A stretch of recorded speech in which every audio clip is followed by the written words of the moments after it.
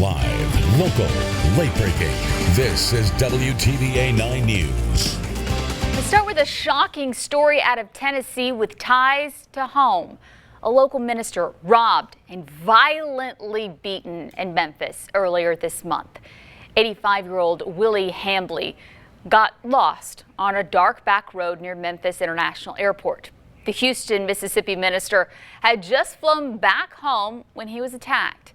Hamblin says he thought he was going to die on that terrifying night. WTVA's Chris Knowles live in Houston tonight. Chris, I mean, this is just an awful story. How's the minister doing? Emily, Minister Hamblin has been preaching 70 years. He's been preaching the past 2 years here at Church of Christ, South Jackson.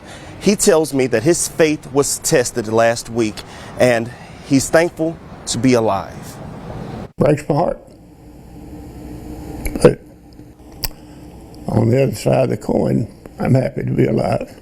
Minister Willie Hamblin says his life flashed before his eyes. Hamblin was robbed and attacked in Memphis on September 14th, just a few days before his 85th birthday. I can't wake up not forgetting about it or not thinking about it.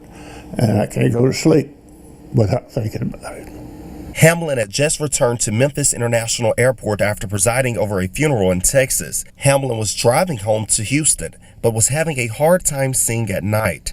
Hamblin made a wrong turn onto a railroad track, a wrong turn that nearly cost him his life. I wound up off the crossover and into the tracks, and my car was lodged there. I had no way to get out. Hamblin was now stranded on the tracks. A man walked up to his car, asked him a few questions, then left. The man returned later in a car with someone else. I could see an assault weapon in his hands, and I knew things were going south. Hamblin says the two men beat and robbed him.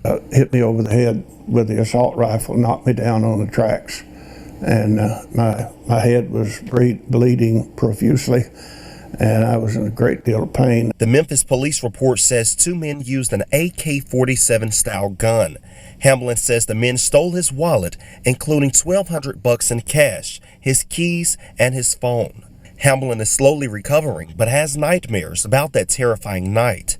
My ribs still hurt a great deal. I still got bruises and a place on my arm where it's down to raw flesh, that sort of thing, but none of that hurts as much as the psychological trauma. Why do you think you were left here? Oh, I'm not finished.